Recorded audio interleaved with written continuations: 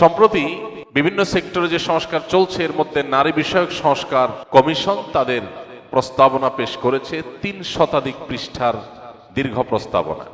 সবচেয়ে অবাক হয়েছি যখন সরকার প্রধান সরাসরি বলেন যে এই সংস্কার প্রস্তাবনা এই সুপারিশ মালা এটাকে বইয়ে পাঠ্যপুস্তকে ঢুকাইতে হবে, ছাপায়া বিলি করতে হবে, সর্বস্তরে প্রতিষ্ঠা করতে হবে। আসুন আমরা জানি যে কি প্রতিষ্ঠা করার কথা তারা বলছে। আমি শুধু মূল পয়েন্টগুলো যদি আপনাদের সাথে শেয়ার করি আমার মনে হয় আপনাদের বুঝতে কষ্ট হবে না। প্রস্তাবনার মধ্যে একটা প্রস্তাবনা হলো জাতীয় সংসদে ৩০০ আসনের পাশাপাশি যেগুলোতে লড়াই করে নির্বাচিত হয়ে ভোটের মাধ্যমে জিতে আসতে হবে, আলাদা ৩০০ আসন সংরক্ষিত নারীদের জন্য রাখতে হবে। বড় যে প্রস্তাবনাটা আছে সেটা হলো সম্পত্তিতে নারীর অধিকার পাওনা এটা সমান সমান সাব্যস্ত করতে হবে। এই সংস্কার কমিশনের প্রথম পৃষ্ঠায় আছে ধর্মভিত্তিক পারিবারিক আইন নারীর প্রতি বৈষম্য, আইনে নারীর প্রতি বৈষম্য বিদ্যমান।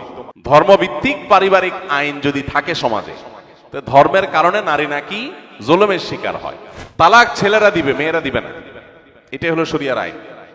এখন এদের দাবি হলো মেয়েরাও তালাক দিতে পারতে হবে, সমান সমান অধিকার থাকতে হবে। ছেলে মেয়ে উভয়ের হাতে, এক পক্ষের হাতে তালাক দেওয়ার পাওয়ার আছে, তাতেই বিয়ে যে পরিমাণ হয় ভাঙে সে পরিমাণ। যদি উভয় পক্ষের হাতে তালাক দেওয়ার ক্ষমতা দেওয়া হয় তাহলে বিয়ে আর একটাও টিকবে না। আল্লাহ কেন নিষেধ করেছেন সেটা বোঝার মতো ঘিলু বা মগজ তোমার মাথায় হয়তো নাই, তুমি আল্লাহর আইন নিয়ে প্রশ্ন তুলতে আসছো। ৩৭ নম্বর পৃষ্ঠায় তারা লিখেছে যৌন পেশাকে অপরাধ হিসাবে চিহ্নিত না করা এবং শ্রম আইনে এটাকে স্বীকৃতি দেওয়া, এটা দাবি করেছে তারা। ২৬ নম্বর পৃষ্ঠায় আছে নারী উন্নয়নের পথে, নারীর উন্নয়নের পথে যত প্রচেষ্টা হয় প্রায় ধর্মীয় গোষ্ঠীর প্রতিরোধের মুখে পড়ে। তার মানে নারীকে তারা আগায় নিতে চায়, বাধা দেয় হলো কারা? ধর্মীয় গোষ্ঠী। ৪৫ নম্বর পৃষ্ঠায় আছে অভিন্ন পারিবারিক আইন প্রবর্তন করতে হবে। ৪১ নম্বর পৃষ্ঠায় আছে বিবাহ বিচ্ছেদের ক্ষেত্রে ন্যায়সঙ্গত নিষ্পত্তি নিশ্চিত করতে বৈবাহিক সম্পত্তির ৫০-৫০ ভাগাভাগি কার্যকর করতে হবে।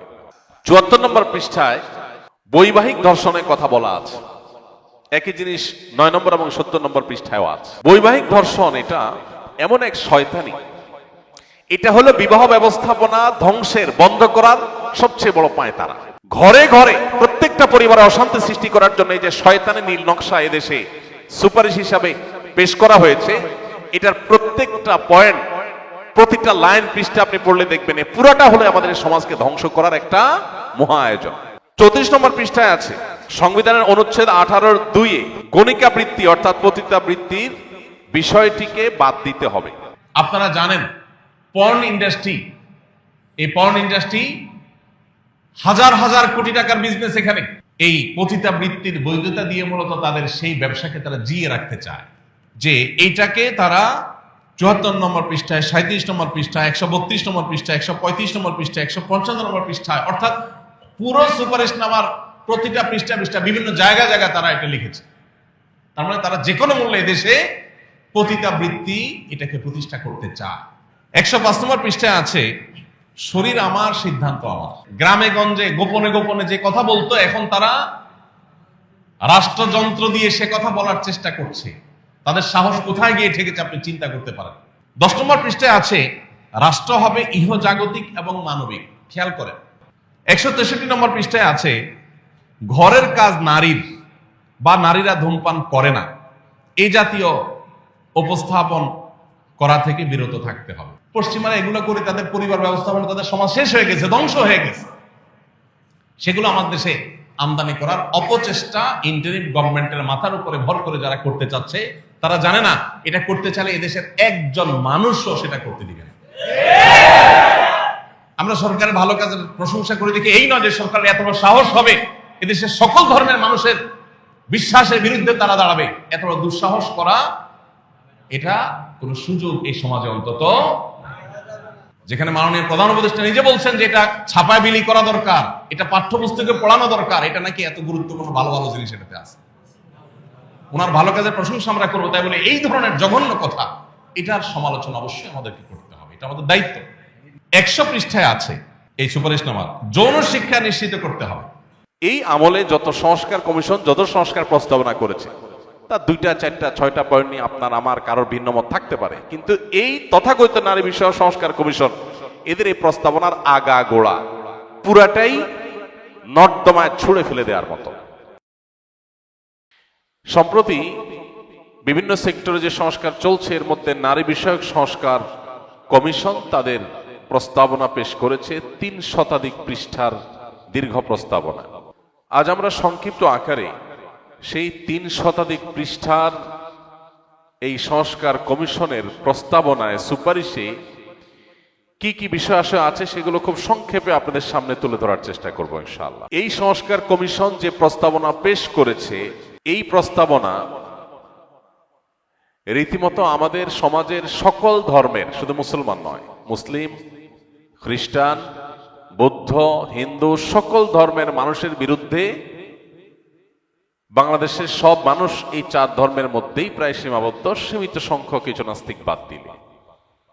তার মানে গোটা বাংলাদেশের সমস্ত মানুষের মূল্যবোধ, চিন্তা, দর্শন, বিশ্বাস এর সঙ্গে যুদ্ধের ঘোষণা করেছে কেমন যেন এই সংস্কার কমিশন।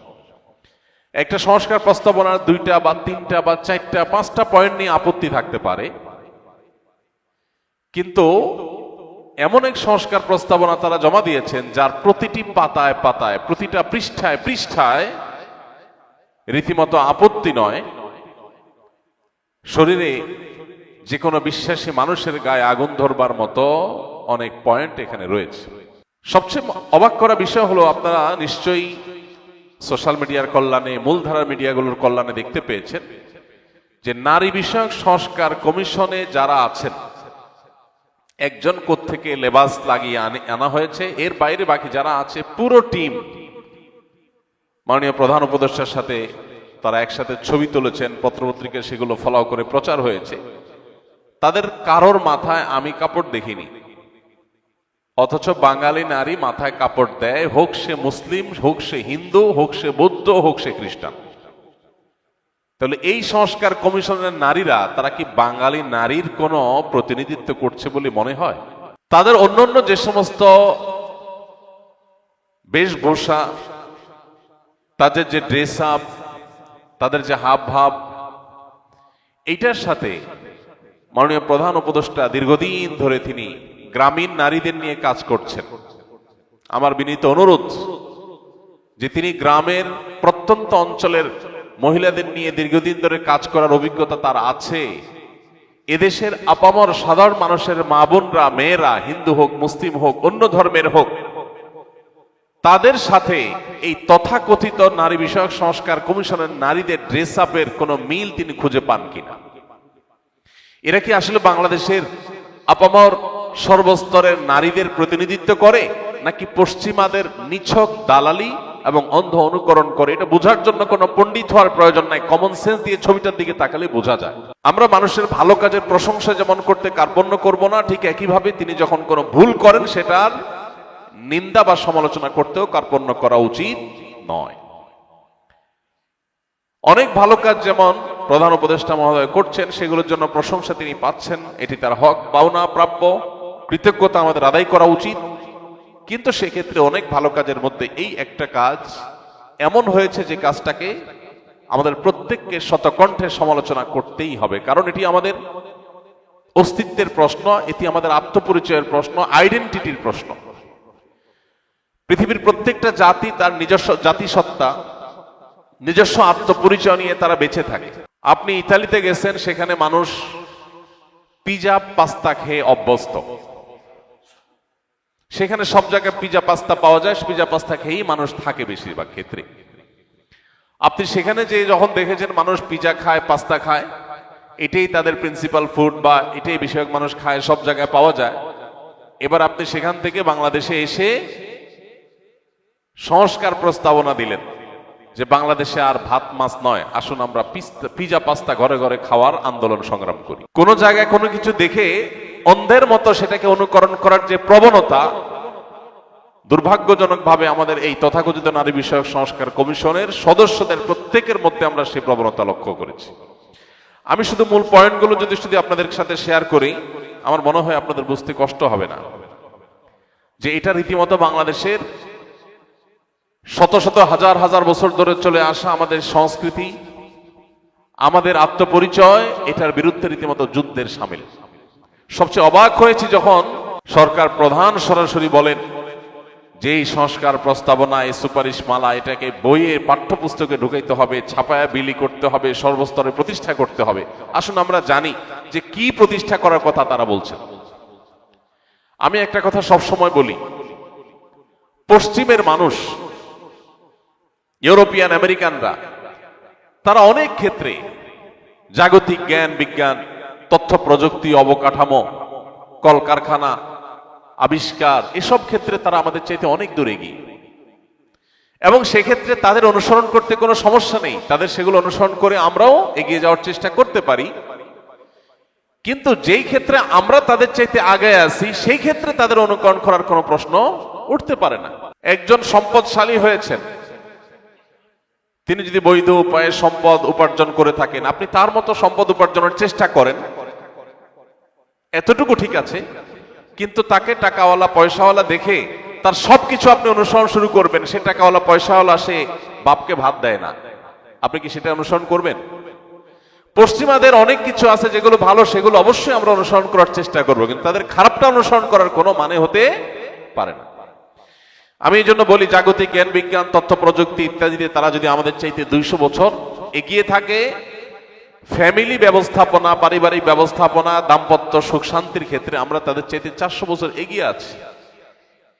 অতএব এই ক্ষেত্রে তাদের অনুসরণ করা, এটা অগ্রসরতা নয়, এটা পাশ্চাত্যপদতা, এটা সামনে যাওয়া নয়, এটা পিছিয়ে যাওয়া। পশ্চিমারা নারীকে কি দিয়েছে এটা বোঝার জন্য আপনি শুধুমাত্র পশ্চিমে নারীদের ইসলাম গ্রহণের প্রবণতার দিকে তাকালেই যথেষ্ট হবে।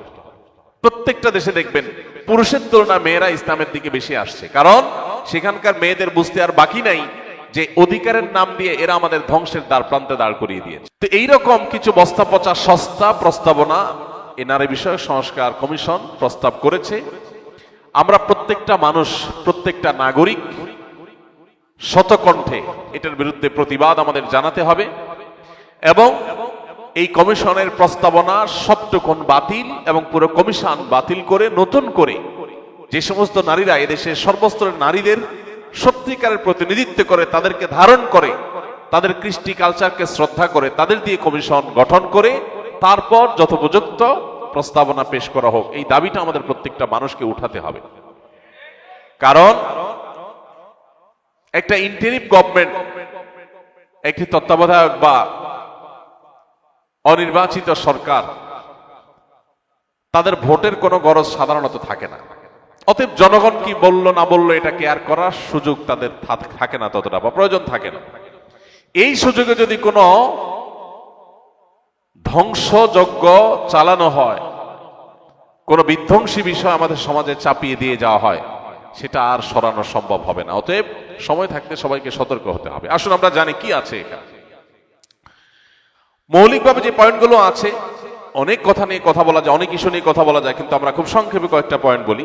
প্রস্তাবনার মধ্যে একটা প্রস্তাবনা হলো জাতীয় সংসদে 300 আসনের পাশাপাশি যেগুলোতে লড়াই করে নির্বাচিত হয়ে ভোটের মাধ্যমে জিতে আসতে হবে, আলাদা 300 আসন সংরক্ষিত নারীদের জন্য রাখতে হবে।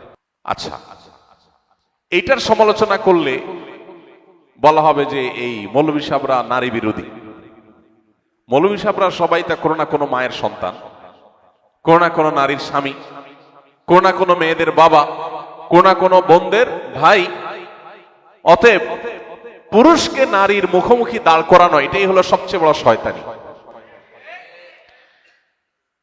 সংরক্ষিত আসন মানে কোটা, যে কোটার বিরুদ্ধে এত সংগ্রাম, এত যুদ্ধ, এত বড় পরিবর্তন নারী বিষয়ক সংস্কার কমিশন আবার প্রস্তাব করছে। সেই কোটা 5%, 10% না, পুরা 50%, 50%, অর্থাৎ 300 আসনের পার্সেন্ট, 300 আসনের পাশাপাশি 300 আসন নারীদের জন্য সংরক্ষিত রাখতে হবে।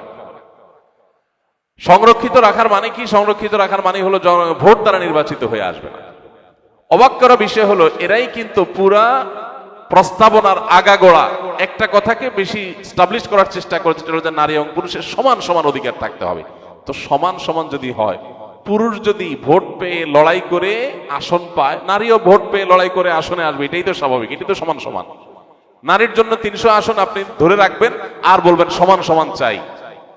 তো এটা তো স্ববিরোধিতা, এটা তো সাংঘর্ষিকতা, এটা তো সবচেয়ে হাস্যকর কথা। কিন্তু সেই হাস্যকর কথাটা বলা হচ্ছে। এখানে একটা গুরুত্বপূর্ণ বিষয় হলো, আপনারা জানেন একজন সংসদ সদস্যের বিপরীতে রাষ্ট্রের কতগুলো টাকা খরচ হয়, কি পরিমাণ টাকা খরচ হয় একজন সংসদ সদস্যের বিপরীতে আমরা সবাই কম বেশি জানি। এরকম একটা গরিব রাষ্ট্রে আরো 300 জন সংসদ সদস্য চাপায় দিবে, যারা কেউ যোগ্যতা দিয়ে আসবে না, তারা কোটায় আসবে। ইতিপূর্বে যে সংরক্ষিত নারী আসনে যারা সংসদ সদস্য হয়ে আসছেন, তাদের অনেকের বক্তব্য সোশ্যাল মিডিয়াতে, টেলিভিশনে, বিভিন্ন ভিডিওতে আপনারা দেখে যার পর নাই বিনোদন পেয়েছেন। তাদের চিরকুট পড়া দেখে ছোট ছোট বাচ্চারা পর্যন্ত মিটমিট করে হেসেছে। এটা হলো বড়লোক প্রভাবশালী সমাজের বিত্তশালী এদের বউদেরকে এমপি বানানোর একটা নীল নকশা। এই সংরক্ষিত আসনে কখনো রিকশাওয়ালার বউকে এমপি হতে দেখবেন না, কখনো খেটে খাওয়া দিনমজুরের মানুষের বউকে এমপি হতে দেখবেন না। এমপি হবে ঘুরে ফিরে ওনাদের বউরা, যাদের যোগ্যতা নাই ভোটে আসার, তাদের সংরক্ষিত আসন দিয়ে আনতে হবে, রাষ্ট্রের টাকা অপচয় করতে হবে, কোটা প্রথাকে 100% বাস্তবায়ন করতে হবে। এটা হলো নারী বিষয়ক কমিশনের অন্যতম একটা বড় প্রস্তাবনা। দ্বিতীয়ত,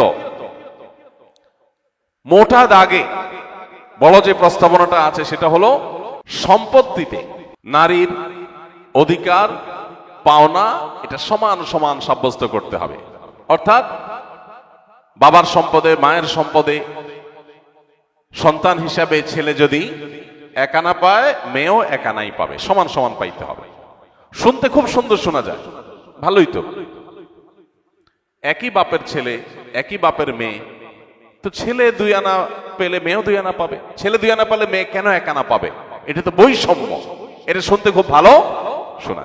প্রচলিত আইনে, আমাদের দেশে প্রচলিত আইনে খোরপোশ ভরণ পোষণ দেওয়ার দায়িত্ব কার?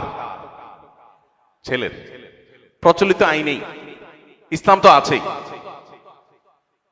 তো খোরপোশের বেলায় আপনি এটা বলবেন না যে না, আজ থেকে বাংলাদেশে এই কমিশন এই সুপারিশ করে নাই যে স্বামীরা কেউ স্ত্রীদের খরপোশ দিতে বাধ্য না, স্ত্রীরা চাকরি বাকরি তাদের খাওয়ান তারা জোগাড় করবে। এটা তো বলেন নাই। খরচের বেলায় তো বলেন নাই যে যার যার খরচ তার তার, কিন্তু সম্পদ পাওয়ার বেলা বলতেছেন হাফ হাফ, সমান সমান। ভাইরা আমার, আল্লাহ রাব্বুল আলামিন নারী এবং পুরুষের প্রত্যেককে যার যার ন্যায্য অধিকার দিয়েছেন। কি দিয়েছেন? সমান না, কি দিয়েছেন? ন্যায্য। কারণ সব ক্ষেত্রে সমান দিলে ন্যায্য হয় না, সব ক্ষেত্রে সমান সমান দিলে ন্যায্যতা নিশ্চিত। আল্লাহ তাআলা ন্যায্য অধিকার দিয়েছেন, যথাযথ ইনসাফপূর্ণ অধিকার দিয়েছেন, যাকে যা দেয়া দরকার। বেশ কয়েকটা ছোট ছোট উদাহরণ এই বিষয়ে আমি এর আগে বারবার আপনাদেরকে দিয়েছি। আপনার 2টা ছেলে আছে, বা একটা ছেলে একটা মেয়ে আছে। ছেলেটার জ্বর হয়েছে, মেয়েটার জ্বর হয় নাই। ছেলের জ্বর হয়েছে এই জন্য বাজার থেকে তাকে ডিসপেন্সারি থেকে নাপা এনে বড়া পেটে খাওয়াই দিয়েছেন। কেন? কারণ তার জ্বর হয়েছে। মেয়েটার শরীরে জ্বর নাই, সে সুস্থ। সমান অধিকারের দাবি হলো মেয়েরাও ধরে একটা খাওয়াই দিবেন। কারণ টাকা দিয়ে নাপা কিনে একজনকে খাওয়াবেন, আরেকজনকে খাওয়াবেন না, এটা তো বৈষম্য, এটা তো জুলুম। তাহলে সমান অধিকারের দাবি হলো ছেলেকে একটা নাপা খাওয়াইছেন, মেয়েকেও একটা খাওয়াই দিবেন। এখানে সমান সমান দিলেন, তাতে কি ন্যায্য কাজ হলো? ইসলাম ন্যায্য করতে বলে, যাকে যেটা দরকার। এর এখন নাপা দরকার, এর নাপা খাওয়াইতে হবে। আরেকজনকে এখন নাপা খাইতে চাইলেও মানা করতে হবে, খাইতে দেওয়া যাবে না। এটাই হবে ইনসাফ। সব জায়গায় সমান সমান করলে ইনসাফ হয় না। একজনের গায়ে জ্বর আসছে, তার জন্য ফ্যানটা বন্ধ করে দিতে হবে তার রুমে, কারণ জ্বর আসছে, তার শীত লাগতেছে। আরেকজনের ঠান্ডা সর্দি লাগে না, এখন খুব গরম পড়তেছে, তার রুমে ফ্যানটা অবশ্যই বন্ধ রাখতে হবে, কারণ সমান সমান লাগবে। মেয়ের রুমে ফ্যান যখন বন্ধ, তাহলে ছেলের রুমে ফ্যান বন্ধই থাকা উচিত, নাহলে সমান সমান হবে। এখন যদি ছেলের রুমে ফ্যানটা চালাইতে দেন, তাহলে একজনের ফ্যানের বাতাস খাওয়াচ্ছেন, সে বিদ্যুৎ বিল খরচ করতেছে, আরেকজন ফ্যানের বাতাস খাচ্ছে না, বিদ্যুৎ বিল বাঁচাচ্ছে, তাহলে জুলুম হয়ে গেল, বৈষম্য হয়ে গেল। এবার যদি দোনো রুমে আপনি ফ্যান চালাই দেন, এটা কি ইনসাফ হবে না জুলুম হবে? তাহলে এই জুলুম এটা যেন না হয় সেজন্য আল্লাহ রাব্বুল আলামিন আমাদেরকে ন্যায্যতা করেছেন। কোন কোন জায়গায় না দিয়া ইনসাফ হয়, কোথাও কোথাও দিয়া ইনসাফ হয়। ভাইরা আমার, এরকম বহু এক্সাম্পল দেওয়া যাবে। আপনার বাচ্চা একটা 5 বছর বয়সের আর একটা 20 বছর বয়সের। 20 বছর বয়সের বাচ্চার জন্য যেহেতু বড় জামা কিনছেন, বড় পায়জামা প্যান্ট কিনছেন, এই জন্য 5 বছরের বয়সটারে ছোট দিলে তার প্রতি জুলুম হয়ে যায়। একজনকে 2 হাতের জামা দিলেন, পায়জামা দিলেন, আরেকজনকে মাত্র 1 বিঘতের দিলেন, 1 হাতের দিলেন, এটা তো জুলুম হয়ে গেল। এই জন্য 20 বছরের টারে যে সাইজের জামা পায়জামা কিনে দিচ্ছেন, একই সাইজের জামা পায়জামা 5 বছরের টারে কিনে পরাই দিচ্ছেন। এটা হবে সমতা, এটা হবে কি সমতা, কিন্তু এটা ইনসাফ হবে না। তাহলে ইসলাম আমাদেরকে সমতার কথা বলে না ইনসাফের কথা বলে? ইনসাফের কথা বলে। ভাইরা আমার, এরকম বহু উদাহরণ দিয়ে বোঝানো যাবে আল্লাহ রাব্বুল আলামিন মেয়েদেরকে সম্পদে যে ছেলেদের অর্ধেক সম্পদ দিতে বলেছেন, ভাগ রেখেছেন, এটা ন্যায্যতার প্রয়োজনে। এখানে সমান সমান দিলে ন্যায্যতা নিশ্চিত হবে, কারণ ভরণ পোষণ এবং ক্ষয় খরচের সকল বিষয়ে ছেলেকে দায়িত্ব দেওয়া হয়েছে। একজনকে আপনি 10 টাকা দিয়ে বললেন বাজার থেকে এটা আনো, ওইটা আনো, ওইটা আনো, ওইটা আনো। আরো জনকে 5 টাকা দিয়ে বললেন তোমার কিচ্ছু আনতে হবে না, এটা তোমার। এখন যদি বলে যে কেন একজনকে 5 টাকা দেওয়া হলো, তার প্রতি জুলুম করা হয়েছে, এটা যেরকম মূর্খতা সুলভ প্রশ্ন, ঠিক একইভাবে আল্লাহ তাআলার এই বিধান নিয়ে প্রশ্ন তোলা, এটাও মূর্খতা সুলভ প্রশ্ন। নারী অধিকার কমিশন মোটা দাগে এই প্রস্তাবনা তারা সামনে আনছে। এরপর আসেন, আমি সময় কম, পড়ে শোনায় যাই। তাদের এই সংস্কার কমিশনে প্রথম পৃষ্ঠায় আছে, ধর্মভিত্তিক পারিবারিক আইন নারীর প্রতি বৈষম্য, আইনে নারীর প্রতি বৈষম্য বিদ্যমান। ধর্মভিত্তিক পারিবারিক আইন যদি থাকে সমাজে, তো ধর্মের কারণে নারী নাকি জুলুমের শিকার হয়। ইসলাম নারীদের প্রতি নাকি জুলুম করে, যেমন বিয়ে, তালাক, উত্তরাধিকার, এগুলোতে নাকি, এগুলো ধর্মভিত্তিক পারিবারিক আইনের কারণে এগুলোতে নাকি নারী জুলুমের শিকার হয়, বৈষম্যের শিকার হয়। এটা নিয়ে আলাদা আলাদা করে আলোচনা করা যায়, লম্বা আলোচনা করা যায়, কিন্তু সময় আমাদের নাই, প্রয়োজনও খুব একটা নাই। তালাক ছেলেরা দিবে, মেয়েরা দিবে না, এটাই হলো শরিয়ার আইন। এখন এদের দাবি হলো মেয়েরাও তালাক দিতে পারতে হবে, সমান সমান অধিকার থাকতে হবে। ছেলে মেয়ে উভয়ের হাতে, এক পক্ষের হাতে তালাক দেওয়ার পাওয়ার আছে, তাতেই বিয়ে যে পরিমাণ হয় ভাঙে সে পরিমাণ। যদি উভয় পক্ষের হাতে তালাক দেওয়ার ক্ষমতা দেওয়া হয়, তাহলে বিয়ে আর একটাও টিকবে না। আল্লাহ কেন নিষেধ করেছেন সেটা বোঝার মতো ঘিলু বা মগজ তোমার মাথায় হয়তো নাই, তুমি আল্লাহর আইন নিয়ে প্রশ্ন তুলতে আসছো। 26 নম্বর পৃষ্ঠায় আছে, নারী উন্নয়নের পথে, নারীর উন্নয়নের পথে যত প্রচেষ্টা হয় প্রায় ধর্মীয় গোষ্ঠীর প্রতিরোধের মুখে পড়ে। তবে নারীকে তারা আগায় নিতে চায়, বাধা দেয় হলো কারা? ধর্মীয় গোষ্ঠী। আমার প্রশ্ন, বাংলাদেশের মানুষ তো ধর্মপ্রাণ, হিন্দুরা, মুসলমানরা, খ্রিস্টানরা, বৌদ্ধরা, প্রত্যেকে যার যার ধর্মের ব্যাপারে ধর্মপ্রাণ। বাংলাদেশের মানুষের ধর্মপ্রাণ হওয়ার ব্যাপারে পৃথিবীর কারোর কোনো দ্বিমত পোষণ করার কোনো কারণ নাই। ধর্মপ্রাণ মানুষদের এখানে ধর্মীয় গোষ্ঠীকে দোষী করা হচ্ছে। প্রশ্ন হলো, এই সংস্কার কমিশনের যারা সদস্য আছেন তারা কি বিধর্মীয় গোষ্ঠী? তারা কোনো ধর্ম বিশ্বাস করেন না? এটা তারা পরিষ্কার করে বলুক। ধর্মীয় গোষ্ঠী বলতে তো সকল ধর্মের মানুষ, সকল ধর্মের অনুসারীদেরকে দোষী করা হলো। তাতে একজন বেনামাজি যে সেও দোষী, একজন রিকশাওয়ালাও দোষী, সবাইকে দোষী করা হলো যে ধর্মীয় গোষ্ঠী বাধা দেয়। তার মানে নাস্তিকরা বাধা দেয় না, ধর্মীয় গোষ্ঠীর বিপরীতে যাদের ধর্ম নাই সেই গোষ্ঠী। তাহলে এরা শতকরা কয়জন মানুষ, লাখের মধ্যে কয়জন মানুষকে তারা রিপ্রেজেন্ট করছে এবং তাদের চিন্তাধারা আমাদের উপরে চাপাতে এসেছে। 45 নম্বর পৃষ্ঠায় আছে, অভিন্ন পারিবারিক আইন প্রবর্তন করতে হবে। অভিন্ন পারিবারিক আইন মানে মুসলমান, হিন্দু, খ্রিস্টান, বৌদ্ধ সব ধর্মের মানুষের এক আইনে, এক নিয়মে বিয়ে হবে, এক নিয়মে বিচ্ছেদ হবে, সব এক নিয়মে হবে। এই সম্পর্কে কয়দিন আগে দেখলাম, সম্ভবত 2 দিন আগে দেখলাম, একজন হিন্দু ভদ্র মহিলা, তিনি এবং হিন্দু ধর্মের অনেকে বেশ তীব্র প্রতিবাদ জানিয়েছে, আপত্তি জানিয়েছে। সব ধর্মের মানুষকে এক আইনের অধীনে নিয়ে আসতে চান তারা। একটা নীতিমালার আলোকে সবার বিয়ে, তালাক, উত্তরাধিকার আইন সবকিছুকে, সকল ধর্মের মানুষকে একটা অভিন্ন নীতিমালা এবং অভিন্ন পারিবারিক আইনের আওতায় তারা আনতে চাচ্ছেন, যেটার বিরুদ্ধে দেশের সকল ধর্মের মানুষ ঐক্যবদ্ধ আছে। 41 নম্বর পৃষ্ঠায় আছে, বিবাহ বিচ্ছেদের ক্ষেত্রে ন্যায়সঙ্গত নিষ্পত্তি নিশ্চিত করতে বৈবাহিক সম্পত্তির 50-50 ভাগাভাগি কার্যকর করতে হবে। আপনারা অনেকে জানেন, পশ্চিমা পৃথিবীতে এবং পৃথিবীর অনেক দেশে একটা নিয়ম আছে, বিয়ে হওয়ার পর কোন কোন দেশে আছে 3 বছর যদি সংসার টিকে, এরপর যদি তালাক বা বিচ্ছেদ হয়, স্বামীর সম্পদের অর্ধেক বউকে দিয়ে দিতে হয়। আপনারা অনেকে জানেন, পৃথিবীর সবচেয়ে বড় ধনীদের একজন, তিনি কয়েক বিলিয়ন তার বউকে দিয়ে তালাক দিয়েছেন কিছুদিন আগে। উপার্জন করবে স্বামী, বিচ্ছেদ হয়ে গেলে তার ভাগ অর্ধেক দিয়ে দিতে হবে কাকে? স্ত্রীকে। ভাইরা আমার, পশ্চিমারা এবং তাদের পেছনে থাকা শয়তান মূলত পরিবার ব্যবস্থাপনার সবচেয়ে বড় শত্রু।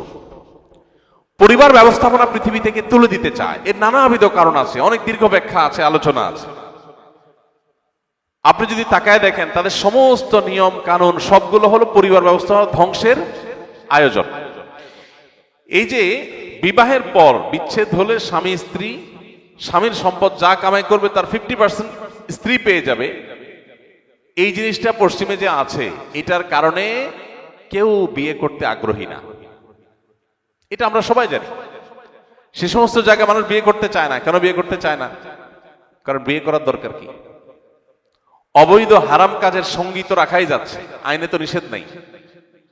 তাহলে বিবাহ করে ফেললে সম্পদের অর্ধেক দিয়ে দেওয়া লাগবে বিচ্ছেদ হয়ে গেলে, তার চাইতে বিয়ে করার দরকার কি? নিজেদের প্রয়োজন নিজেরা অবৈধভাবে হারাম উপায়ে সারবে, রাষ্ট্রে আইনে যেহেতু নিষেধ নাই, সমস্যা কোথায়? ঘরে ঘরে এটার চর্চা চলছে, বিয়ে সেখানে খুব একটা হয় না, রেয়ার কেস, কেউ বিয়ে করতে চায় না। আর বিয়ে না করার কারণে কি হয়? সন্তান হয় না। অবৈধ এবং হারাম কাজ যার সাথে করে, সেখানে সন্তান নেওয়ার প্রশ্ন ওঠে না, যার কারণে সন্তান হওয়ার প্রবণতা কমে গেছে। চায়নার মতো দেশ, যখন এক সময় একটার বেশি 2টা সন্তান হলে সরকার অনেকগুলো অর্থদণ্ড চাপিয়ে দিত, বেশি দিন আগের কথা না, সেই চায় না এখন আপনি একটার বেশি 2টা, 2টা বেশি 3টা, 4টা, যত সন্তান জন্ম দিবেন তত সরকার আপনাকে টাকা দিবে। বেশি দিন লাগে নাই। পৃথিবীর মানুষ আর কখন বুঝবে? পশ্চিমের প্রত্যেকটা দেশ, এমনকি পূর্বের প্রত্যেকটা উন্নত দেশ, আজ তাদের পর্যাপ্ত মানুষ নেই, দেশ চালাবার মতো, দেশের কাজকাম করার মতো পর্যাপ্ত মানুষ নেই।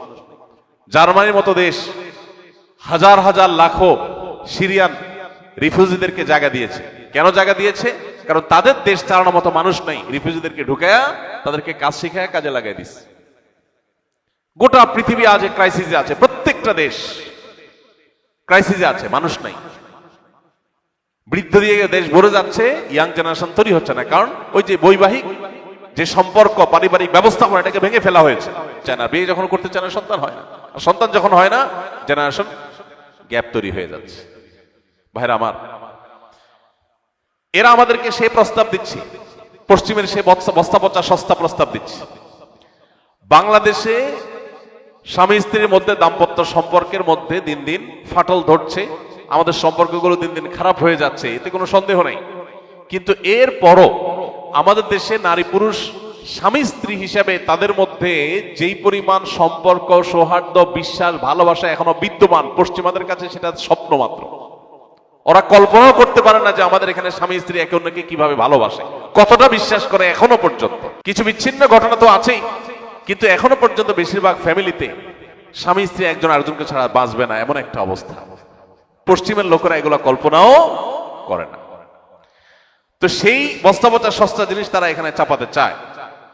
74 নম্বর পৃষ্ঠায় বৈবাহিক ধর্ষণের কথা বলা আছে। একই জিনিস 9 নম্বর এবং 70 নম্বর পৃষ্ঠায়ও আছে। বৈবাহিক ধর্ষণ এটা এমন এক শয়তানি, এটা হলো বিবাহ ব্যবস্থাপনা ধ্বংসের, বন্ধ করার সবচেয়ে বড় পায়তারা। এমনিতেই দাম্পত্য কলহ ঘরে ঘরে, চুন থেকে পান থেকে নুন খসলেই স্বামী স্ত্রীর মধ্যে ঝগড়া বিবাদ, সেখান থেকে বিচ্ছেদ হয়ে যাচ্ছে, সংসারগুলো ভেঙে খানখান হয়ে যাচ্ছে। এরপরে আবার নতুন করে বৈবাহিক ধর্ষণের আইন যখন হবে, তখন কি হবে? স্বামীর সাথে স্ত্রী, স্ত্রীর সাথে স্বামীর যদি বনিবনা না হয়, একটু কথা কাটাকাটি হয়েছে, স্বামীর বিরুদ্ধে স্ত্রী যে মামলা ঠুকে দেবে যে আমার ইচ্ছার বিরুদ্ধে আমার সাথে শারীরিক সম্পর্ক করেছে। ইচ্ছার বিরুদ্ধে করেছে না ইচ্ছায় করেছে, এটা প্রমাণ করার কোন সিস্টেম, কোন উপায় থাকতে পারে? কোন সুযোগ আছে? কোন সাক্ষী প্রমাণ, কোন তথ্য উপাত্ত রাখার সুযোগ আছে? তাহলে কেন এটা চাচ্ছে? এটা চাচ্ছে হলো ঘরে ঘরে প্রত্যেকটা ফ্যামিলিতে যুদ্ধ বাঁধাবার জন্য, প্রত্যেকটা সংসারে অশান্তি সৃষ্টি করবার জন্য। ইসলাম জুলুম করতে নিষেধ করেছে সবার জন্য। কোন স্বামীর এই অধিকার নাই, স্ত্রী অসুস্থ, স্ত্রী অপারক, জুলুম করে তার সাথে শারীরিক সম্পর্ক করার অধিকার কোন স্বামীকে ইসলাম দেয় নাই। কিন্তু একই সাথে স্বামীর চরিত্র রক্ষার্থে, সমাজ সুস্থ সুন্দর স্বাভাবিক যেন থাকে, সেই প্রয়োজনে একজন স্ত্রী তার স্বামীর প্রয়োজন পূরণের সদা প্রস্তুত থাকার নির্দেশ ইসলাম করেছে। অর্থাৎ প্রত্যেককে যার যার নির্দেশ ইসলাম করেছে। এখানে স্বামী স্ত্রী পরস্পরের মধ্যে স্বামী স্ত্রী সুলভ জোরাজুরি, এটা সকল সমাজে, সকল সংসারে, সকল মানুষের কাছে স্বীকৃত। কখনো কখনো স্বামী স্ত্রীর মধ্যে শারীরিক সম্পর্ক নিয়ে যেরকম মৃদু জোরাজুরি গ্রহণযোগ্য পর্যায়ে পর্যন্ত চলে, অগ্রহণযোগ্য পর্যায়ে জুলুম পর্যায়ে গেলে চলে না, ঠিক তেমনি ভাবে স্বামী স্ত্রীর মধ্যে টাকা পয়সা নিয়ে, মার্কেটিং নিয়ে, খাওয়া দাওয়া নিয়ে, শপিং নিয়ে, বিভিন্ন আপনার রেস্টুরেন্টে যাওয়া নিয়ে, কোথাও ঘুরতে যাওয়া নিয়েও মৃদু জোরাজুরি হয়। এখন কোন স্ত্রী যদি তার স্বামীর পকেট থেকে টাকা নেয়, অনেক সময় টানাটানি হয়, হাতাহাতি হয়, মৃদু জোরাজুরি হয়, এগুলো স্বামী স্ত্রী সুলভ, বন্ধু সুলভ জোরাজুরি। স্বামী হয়তো রেস্টুরেন্টে যেতে চাচ্ছে না, স্ত্রী বলছে হ্যাঁ জামা গায়ে দাও, বের হ, তোমাকে যেতেই হবে আজকে। ইচ্ছার বাইরে একটু জোর করেই নিয়ে গেল। স্ত্রী চাচ্ছে ঘুরতে যাবে, স্বামী বলে না আমার ভালো লাগতেছে না, বলে না তোমার যেতে হবে, বাইরে একটু জোরাজোরি করে নিয়ে গেল। তাহলে সেটাকে বৈবাহিক ডাকাতি নাম দেন, বৈবাহিক ছিনতাই নাম দেন, কি বলেন? ঘরে ঘরে প্রত্যেকটা পরিবারে অশান্তি সৃষ্টি করার জন্য এই যে শয়তানের নীল নকশা এদেশে সুপারিশ হিসাবে পেশ করা হয়েছে, এটার প্রত্যেকটা পয়েন্ট, প্রতিটা লাইন পৃষ্ঠা আপনি পড়লে দেখবেন পুরাটা হলো আমাদের সমাজকে ধ্বংস করার একটা মহা আয়োজন। প্রিয় ভাইরা আমার, 34 নম্বর পৃষ্ঠায় আছে সংবিধানের অনুচ্ছেদ 18(2)-এ গণিকাবৃত্তি অর্থাৎ পতিতাবৃত্তির বিষয়টিকে বাদ দিতে হবে। পতিতাবৃত্তি এটা আমাদের আইনে অবৈধ, এটাকে বাদ দিতে হবে, অর্থাৎ এটাকে বৈধতা দিতে হবে। এবং জনস্বাস্থ্য ও নৈতিকতার নামে যৌনকর্মীদের পেশাকে নিরোধ করা মানবাধিকারের লঙ্ঘন। কি মানবাধিকারের সবক শুনাইতে আসছে চিন্তা করেন। ফিলিস্তিনে মানুষ মেরে কয়লা করে ফেলছে, এটা নিয়ে কোনো টু শব্দ নাই, সেখানে মানবাধিকার কোনো লঙ্ঘন হচ্ছে না। মানবাধিকার লঙ্ঘন হচ্ছে কোথায়? পতিতাবৃত্তি করতে না দিলে নাকি মানবাধিকার লঙ্ঘন হচ্ছে। একজন নারী তার ভরণ পোষণের ব্যবস্থা যদি তার স্বামী, তার বাবা, তার ভাই না করে, ইসলামী শরিয়ার বিধান অনুযায়ী রাষ্ট্র তার সমস্ত খরচ খরচা দিতে বাধ্য, রাষ্ট্র করবে, সমাজ করবে। সেটা না করে তাকে পতিতাবৃত্তির পথে আপনি অগ্রসর করে দিচ্ছেন। এদেশে যত নারী এই জঘন্য কর্মে, এই ঘৃণ্য কর্মে যারা লিপ্ত হয়েছেন বা যারা এটাকে পেশা হিসেবে বেছে নিয়েছেন, একজন একজন করে যদি সবার সাক্ষাৎকার সংগ্রহ করা হয়, দেখা যাবে প্রত্যেকের জীবনে প্যাথেটিক ইতিহাস আছে। কেউ এখানে স্বেচ্ছায় আসে নাই, তাদেরকে কোনো দালাল চক্র জুলুম করে অন্যায়ভাবে তাদেরকে এই পথে এনেছে। সেখান থেকে তাদেরকে উদ্ধার করার কথা দরকার, সেটা কথা না বলে উল্টা বরং তাদের সেই কাজে যেন সারা জীবন তারা থাকে, সেই বন্দোবস্ত যারা করতে চায়, এরা নারীর বন্ধু, এরা নারীর শত্রু। আপনি নারীকে অধিকার দেওয়ার নাম করে আপনার ব্যবসা বন্দোবস্ত পাকাপোক্ত করছেন। আপনারা যারা সচেতন আছেন, পৃথিবীর খোঁজ খবর যারা রাখেন, আপনারা জানেন পর্ন ইন্ডাস্ট্রি, এই পর্ন ইন্ডাস্ট্রি হাজার হাজার কোটি টাকার বিজনেস। এখানে এই পতিতাবৃত্তির বৈধতা দিয়ে মূলত তাদের সেই ব্যবসাকে তারা জিয়ে রাখতে চায়, আর কিছু না। অতএব আমাদের দেশে যে সমস্ত মেয়েরা এই ধরনের নিগ্রহের শিকার, তাদেরকে উদ্ধার করতে হবে, তাদেরকে পুনর্বাসন করতে হবে, তাদেরকে থাকা খাওয়ার ব্যবস্থা করতে হবে, তাদের যথাযথ কর্মসংস্থানের ব্যবস্থা করতে হবে। সেটা না করে তাদের সেই কর্মে তাদেরকে অটল অবিচল রাখার জন্য আপনি যে দাবি তুলছেন, এটা তাদের অধিকার নয়, এটা বরং তাদেরকে তাদের যে অধিকার সেটা থেকে বঞ্চিত করা। দেখুন, এই জিনিসটা তাদের কাছে এত বেশি গুরুত্বপূর্ণ যে এইটাকে তারা ৭৪ নম্বর পৃষ্ঠায়, ৩৭ নম্বর পৃষ্ঠায়, ১৩২ নম্বর পৃষ্ঠায়, ১৩৫ নম্বর পৃষ্ঠায়, ১৫৫ নম্বর পৃষ্ঠায়, অর্থাৎ পুরো সুপারিশনামার প্রতিটা পৃষ্ঠা বিভিন্ন জায়গায় তারা এটা লিখেছে। তার মানে তারা যে কোনো মূল্যে এদেশে পতিতাবৃত্তি এটাকে প্রতিষ্ঠা করতে চায়। তারা চায় মহল্লা এটা প্রতিষ্ঠা হয়ে যাক। ৩৭ নম্বর পৃষ্ঠায় তারা লিখেছে, যৌন পেশাকে অপরাধ হিসাবে চিহ্নিত না করা এবং শ্রম আইনে এটাকে স্বীকৃতি দেওয়া, এটা দাবি করেছে তারা। এখন দেখেন, গত 2 দিন আগে আমি এক ভাই, যিনি বিভিন্ন ধর্ম সম্পর্কে গবেষণা করেন, মুসলমান ছাড়াও হিন্দু, বৌদ্ধ, খ্রিস্টান বিভিন্ন ধর্ম সম্পর্কে তিনি পাণ্ডিত্য রাখেন, তাদের ধর্মগ্রন্থগুলো নিয়ে অনেক অগাধ নলেজ আছে। এরকম এক ভাইকে আমি অনুরোধ করেছি, ভাই আপনি একটু অন্যান্য ধর্মাবলম্বীদের ধর্মগ্রন্থে পতিতাবৃত্তি সম্পর্কে কি বলা আছে আমাকে একটু নোট করে দেন। তিনি গতকালকে আমাকে দিলেন জিনিসটা, আমি দেখলাম মুসলমানদের কাছে পতিতাবৃত্তি যেরকম হারাম, ঘৃণ্য কাজ, হিন্দুদের কাছে, খ্রিস্টানদের কাছে, বৌদ্ধদের কাছে, এদেশের প্রধান 4টি ধর্মের মানুষ এদেশে বসবাস করে, সব ধর্মের মানুষের কাছে এটা সমানভাবে অপরাধ এবং ঘৃণ্য কাজ। তার মানে এই ব্যাপারে বাংলাদেশের সকল ধর্মের মানুষ ঐক্যবদ্ধ আছে, একমত আছে যে পতিতাবৃত্তি এটা কোনো ভালো কাজ নয়, এটা নোংরা কাজ, জঘন্য কাজ। একজন নারীকে অনেক ভালো কাজে, সমাজের উন্নয়নমূলক কাজে ব্যবহার করা যেতে পারে, তাকে বিভিন্ন ভালো কাজে পেশা নিয়োজিত করা যেতে পারে, কিন্তু তাকে এরকম অসম্মানজনক কাজে যারা নিয়ে আসে, সেই দালালরা তাদের ব্যবসায়ী টিকায় রাখার জন্য পর্ন ইন্ডাস্ট্রির মাধ্যমে হাজার কোটি টাকা বিজনেস করার জন্য তারা এই ধরনের প্রস্তাবনা করেছে। এ ব্যাপারে বাংলাদেশের সকল মুসলমান শুধু না, সকল ধর্মের মানুষ একমত। সকল ধর্মের মানুষ যে বিষয়ে একমত, সে বিষয়ে কিভাবে, সেটার বিরোধিতা কিভাবে একটা তথাকথিত সংস্কার কমিশন প্রস্তাব পেশ করতে পারে? আমি এই জন্য শুরুতে বলেছি, এটা হলো আমাদের পরিবার ব্যবস্থাপনা, আমাদের সমাজ ব্যবস্থাপনার বিরুদ্ধে রীতিমতো যুদ্ধের শামিল। আপনারা জানেন, এইডস, আরো পৃথিবীতে জঘন্য যত সব রোগ, যেগুলোর কারণে মানুষ নিশ্চিত মৃত্যুর কোলে ঢলে পড়ছে, পৃথিবীর বহু দেশ সাফার করছে এইডস সহ বিভিন্ন রোগ নিয়ে।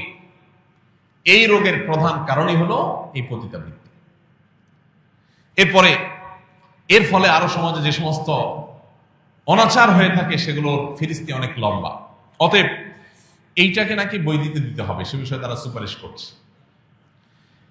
১০৫ নম্বর পৃষ্ঠায় আছে, শরীর আমার, সিদ্ধান্ত আমার। ভ্রষ্ট এনজিও গুলো দীর্ঘদিন পর্যন্ত সমাজের গ্রামে গঞ্জে গোপনে যে কথা বলতো, এখন তারা রাষ্ট্রযন্ত্র দিয়ে সে কথা বলার চেষ্টা করছে।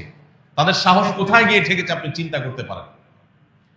একজন মুসলমানের বিশ্বাস কি শরীর তার, সিদ্ধান্ত তার, না শরীর যার সৃষ্টি, যার সিদ্ধান্ত তার?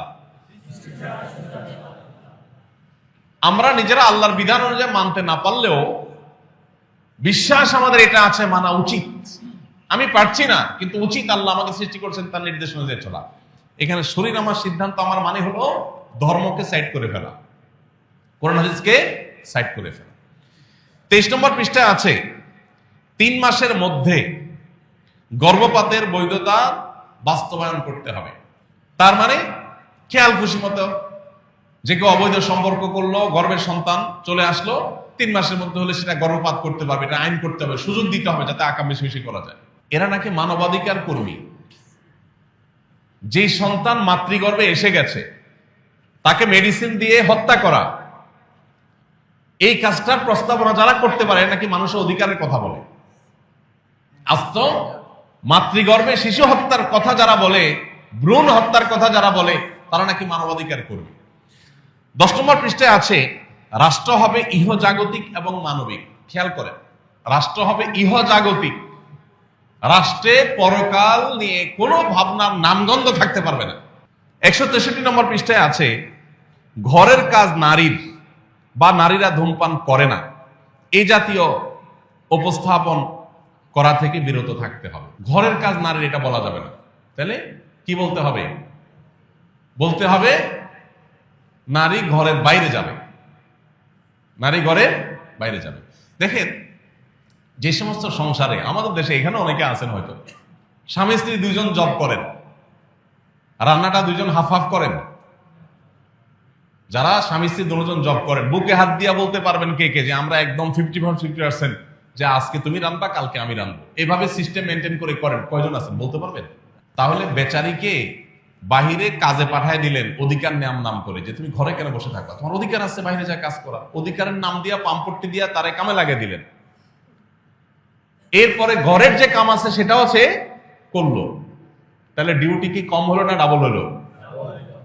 আচ্ছা, এরপরে আসেন, আল্লাহ তাআলা সন্তান নারীর গর্ভে দিবে, ছেলের গর্ভে দিবেন না, এটি আল্লাহর সিস্টেম। সন্তান গর্ভ দেওয়ার পর 10 মাস অনেকটা বিছানায় শুয়ে থাকতে হয়। এর মতো হার্ড ডিউটি আপনি তো 10 বছরও করতে পারবেন না। তারে তো বাহিরে আপনি কাজে পাঠিয়ে দিচ্ছেন, আপনার সাথে নিয়ে যাচ্ছেন, সেও জব করতেছে, কিন্তু তার যে সন্তান গর্ভধারণ করার ডিউটি, ওইটা কি হাফ নিতে পারছেন আপনি? এরপর 2 বছর ধরে যে সন্তানকে দুধ পান করাইতে হবে, এটা তো খুব শান্তির কাজ না? এর চেয়ে কঠিন ডিউটি আরেকটা আছে। রাত 12টা নাই, 1টা নাই, 2টা নাই, 3টা নাই, টয়লেট নাই, বাথরুমের বেগ নাই, গোসল নাই, কিচ্ছু নাই, যে অবস্থা আছে অবস্থা মা করে কান্না করে উঠছে, আর ওই কান্নার ডাকে সাড়ে দিয়ে এসে তাকে দুধ দিতে হবে, এটা তার ডিউটি। এই কঠিন ডিউটিটা যদি বলেন যে তুমিও তো চাকরি করো আমিও চাকরি করি, কষ্ট তোমারও হয় আমারও হয়, তাহলে দুধ তুমি 1 বছর খাও, 1 বছর আমি খাও, কোন সুযোগ আছে? আল্লাহর সিস্টেমের উপরে এই শয়তানি। পশ্চিমারা এগুলো করে তাদের পরিবার ব্যবস্থাপনা, তাদের সমাজ শেষ হয়ে গেছে, ধ্বংস হয়ে গেছে। সেগুলো আমার দেশে আমদানি করার অপচেষ্টা ইন্টারিম গভর্নমেন্টের মাথার উপরে ভর করে যারা করতে চাচ্ছে, তারা জানে না এটা করতে চাইলে এদেশের একজন মানুষও সেটা করতে দিবে না। আমরা সরকারের ভালো কাজের প্রশংসা করে দেখি, এই নয় যে সরকারের এত বড় সাহস হবে এদেশের সকল ধর্মের মানুষের বিশ্বাসের বিরুদ্ধে তারা দাঁড়াবে, এত বড় দুঃসাহস করা, এটা কোন সুযোগ এই সমাজে অন্তত। এই কথাগুলো আমার বলা লাগতো না, যেখানে মাননীয় প্রধান উপদেষ্টা নিজে বলছেন যে এটা ছাপায় বিলি করা দরকার, এটা পাঠ্যপুস্তকে পড়ানো দরকার, এটা নাকি এত গুরুত্বপূর্ণ ভালো ভালো জিনিস এটাতে আছে। ওনার ভালো কাজের প্রশংসা আমরা করবো, তাই বলে এই ধরনের জঘন্য কথা, এটার সমালোচনা অবশ্যই আমাদেরকে করতে হবে, এটা আমাদের দায়িত্ব। ভাইরা আমার, এরপরে দেখেন 100 পৃষ্ঠায় আছে এই সুপারিশনামা, যৌন শিক্ষা নিশ্চিত করতে হবে। যৌন শিক্ষা নিশ্চিত করতে হবে। পৃথিবীর অন্য সব প্রাণী তাদের বংশধারা পৃথিবীতে টিকে থাকে যৌন শিক্ষার মাধ্যমে, তো নাকি? তারা কোন স্কুলে গিয়ে যৌন শিক্ষা নেয়? দেখেন, নারী বলেন পুরুষ বলেন, প্রত্যেকটা মানুষের আল্লাহ তাআলা একটা নির্দিষ্ট বয়সে আসার পর তার ভিতরে শারীরিক যে চাহিদা দিয়েছেন, এটা যাতে সে বিপদগামিতার পথে ব্যয় না করে, এক্ষেত্রে যেন সে অসতর্ক না হয়। প্রত্যেকটা পরিবারেই মায়েরা মেয়েদেরকে এবং কোনো কোনো ক্ষেত্রে বাবারা ছেলেদেরকে, অথবা বিভিন্নভাবে ছেলে মেয়েদেরকে পারিবারিকভাবে এগুলো শেখানো হয়, শালীনতা এবং লজ্জাশীলতার গণ্ডির মধ্যে থেকে। এরা চায় যে এই লাজ লজ্জা শরম সব উঠে যাক। আমি ডেনমার্কে গিয়েছিলাম, সেখানে আমাকে এক বাংলাদেশি ভাই বললেন, ভাই আমাদের এখানে স্কুলে সাঁতার কাটার আগে ড্রেসিং রুমে ছেলে এবং মেয়েদেরকে একত্রে একই রুমে সম্পূর্ণ বিবস্ত্র হতে হয়। এটা নাকি তাদের শিক্ষা, যে সবাই একসাথে বিবস্ত্র হতে হবে, তাদের মধ্যে লাজ লজ্জা শরম কিচ্ছু রাখা যাবে না, এগুলো ভেঙে একাকার করে ফেলতে হবে। সেই জিনিসটাকে এই দেশে আমদানি করতে চাইছে এই নারী বিষয়ক কমিশন। 34 নম্বর পৃষ্ঠায় আছে সংবিধানের 39-2 অনুচ্ছেদে শালীনতা এবং নৈতিকতার কথা বলা আছে, এটা বাদ দিতে হবে। শালীনতা দরকার নাই, নৈতিকতা এদেশে দরকার নেই। 35 নম্বর পৃষ্ঠায় আছে মহিলা বাদ দিয়ে নারী বলতে হবে। এটা পিছনে বিরাট মায়ের প্যাচ আছে। এই কমিশনের নাম কিন্তু মহিলা বিষয়ক কমিশন না, নারী বিষয়ক। এটার কাহিনী কি? এটার কাহিনী হলো সমকামিতাকে আস্তে আস্তে সমাজে গেলানো। মহিলা শব্দ বললে পুরুষের বিপরীতে একেবারে পরিষ্কার দুইটা আলাদা আলাদা সত্তা, আলাদা আলাদা পরিচয় প্রকাশ পায়।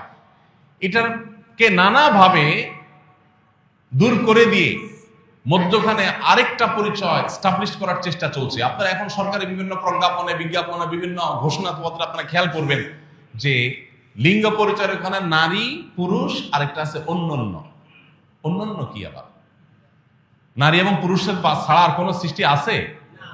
যারা হিজড়া বলছি যাদেরকে আমরা, তারাও আসলে হয় নারী নয় পুরুষ, হয়তো কোনো একটা সিমটম তার মধ্যে একটু বেশি আছে।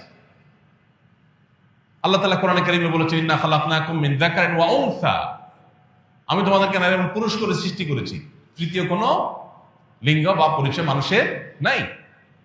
এই অতি সম্প্রতি আপনারা দেখেন আমেরিকান সরকার পরিষ্কার করে ট্রাম্প ক্ষমতায় এসে একদম প্রথম ঘোষণাই ছিল তার যে মানুষের মধ্যে পুরুষ স্বার্থ দিয়ে কোনো লিঙ্গ বলতে কিচ্ছু নেই। এবং তার নির্বাচনের সবচেয়ে বড় সহায়তাকারী আপনার ইলন মাস্ক, তিনি বলেছেন তার সম্ভবত ছেলেটা মেয়ে হয়ে গেছে, না জানো মেয়েটা ছেলে হয়েছে। তিনি বলছেন আমার সন্তানটাকে মেরে ফেলেছে এই আইডিওলজির লোকেরা, যারা ট্রান্সজেন্ডার মতবাদী দেশে চাপাতে চায় তারাই। অতি সম্প্রতি বেশ কয়েকটা উন্নত দেশে ইতিমধ্যে এটা নিয়ে ইংল্যান্ড সহ বেশ কয়েকটা দেশে ইতিমধ্যে আদালতের রায় হয়ে গেছে এগুলোর বিরুদ্ধে। কিন্তু আমাদের দেশে ওই যে পুরান পাগলের ভাত নাই, নতুন পাগল গোজাইছে এই অবস্থা। পশ্চিমারা আস্তে আস্তে এগুলোর থেকে বের হয়ে আসতেছে, অভিভাবকরা রাস্তায় নামতেছে যে আমাদের ছেলেরা ধ্বংস হয়ে যাচ্ছে, আর আমাদের দেশে নতুন পাগলটা আস্তে আস্তে আমাদেরকে সেদিকে। এরপরে এখানে আছে 35 নম্বর পৃষ্ঠায় গণিকা বৃত্তি, পতিতা বৃত্তি, এই শব্দগুলো বলা যাবে না, যৌনকর্মী বলতে হবে, অর্থাৎ এটাকে এস্টাবলিশ করতে হবে। এদের পরিবারের লোকরা এই ধরনের পেশায় যাওয়ার ব্যাপারে এরা উৎসাহ দেয় কিনা এটা একটা জানার প্রশ্ন, কৌতূহল। এরা অন্যান্য মেয়েদেরকে এই পেশায় আসতে বলে। শালীনতা, নৈতিকতা এসব শব্দ ব্যবহার করতে নিষেধ করছে তারা, কারণ এগুলো করলে তাদের শয়তান এগুলো চলে না। এই আমলে যত সংস্কার কমিশন যত সংস্কার প্রস্তাবনা করেছে তার 2টা 4টা 6টা পয়েন্ট নিয়ে আপনার আমার কারোর ভিন্ন মত থাকতে পারে, কিন্তু এই তথাকথিত নারী বিষয়ক সংস্কার কমিশন এদের এই প্রস্তাবনার আগা গোড়া পুরাটাই নর্দমায় ছুঁড়ে ফেলে দেওয়ার মতো, এই পুরাটাই ড্রেনে ফেলে দেওয়ার মতো। এদেশের একজন মানুষের অস্তিত্ব, শুধু মুসলমান নয়, একজন মানুষের অস্তিত্ব বেঁচে থাকতেও ইনশাআল্লাহ এই নষ্ট জিনিসের একটা লাইনও বাস্তবায়ন করতে দেওয়া হবে না। আমাদের প্রত্যেকটা মানুষকে সচেতন হতে হবে। কি শয়তানি আয়োজন করেছে, আমি যদি আরো সময় থাকতো সবগুলা পয়েন্ট আপনাদেরকে বলতে পারতাম। আপনারা অবাক হতেন যে 300 সম্ভবত 18 বা 3 শতাধিক পৃষ্ঠা, এই পুরো গবেষণা আপনার সুপারিশনামার মধ্যে প্রতিটা লাইনে লাইনে এই সমাজের সমস্ত কৃষ্টি কালচারের বিরুদ্ধে যুদ্ধের ঘোষণা করা হয়েছে। সোজা কথা, আল্লাহ তাআলা এদেরকে হেদায়েত দান করুন। আমাদের দেশ আর যেন ভুল পথে না যায়, আল্লাহ আমাদেরকে সেই তৌফিক দান করুন। আমাদের সবাই